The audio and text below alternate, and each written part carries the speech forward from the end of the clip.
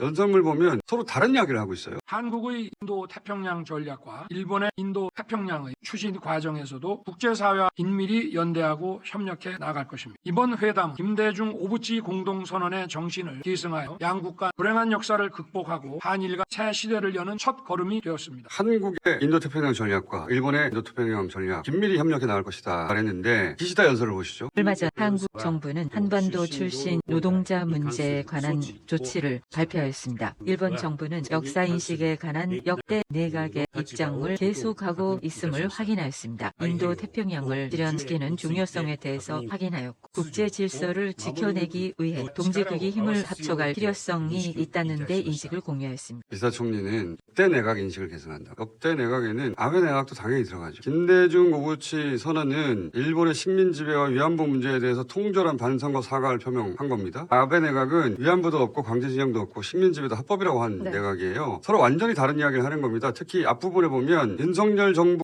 해법에 대해서 뭐라고 하냐면 옛 한반도 출신 노동자 문제에 관한 조치 이렇게 표현했어요. 이건 어디서 따왔냐면 아베가 예전에 한국에서는 강제동원이라고 하는데 자발적으로 돈 벌러 온 것이니까 그 문제는 그냥 옛 한반도 출신 노동자 문제일 뿐이다 이렇게 말했거든요. 거기서 정확하게 그 문장을 일부러 따온 겁니다. 일부러. 윤석열 대통령을 옆에다 세워놓고 강제동원은 없었다라고 아베가 말했을 때 쓴 표현을 그대로 따온 거예요. 그러니까 윤석열 대통령 옆에 서 있는데 강제동원 없었다고 한 거예요. 이거 서로 회견문 미리 확인하거든요. 이 문장을 확인했으면 안 된다고 했어야 돼요. 절대로. 아니 한국 대통령이 일본까지 강제징용 해법을 들고 왔는데 강제징용은 없었다라고 말하는 겁니다. 이게 엿먹이는 거예요. 그걸 우리 안보실이 몰랐어도 문제고 이걸 보고 그냥 가만히 있었으면 안보실 잘라야 되는 거예요. 우리 대통령 옆에 놓고 강제징용은 없었다. 이런 회견을 한 겁니다. 이게 면전에 두고 진짜 먹이는 거죠. 그리고 윤 대통령은 한국의 인도태평양 전략과 일본의 인도태평양 전략이 긴밀히 협력해야 된다 이렇게 말했잖아요. 기시다는 한국의 인도태평양 전략 따로 언급 안 합니다. 실제 한국의 인도태평양 전략 같은 거 없어요. 그런 거 없습니다. 기시다는 그냥 자유롭고 열린 인도태평양. 이게 일본의 인도태평양 문구란 말입니다. 수식 문구. 그것만 얘기한 거예요. 일본은 한국을 인도태평양 전략의 대등한 존재로 보지 않습니다. 한국에 무슨 따로 인도태평양 전략이 있어요. 자기들 인도태평양 전략인데. 그 하부 구조로 보는 거예요. 서로 완전히 다른 얘기 하는 거예요. 비슷한 얘기처럼 보이는데 실제로는 서로 회견문 확인하거든요. 완전히 먹이는 거예요. 이 이야기는. 그런데 또 윤 대통령은 기자들하고 질의응답할 때 구상권 청구 물어보니까 이렇게 답을 했습니다. 2018년에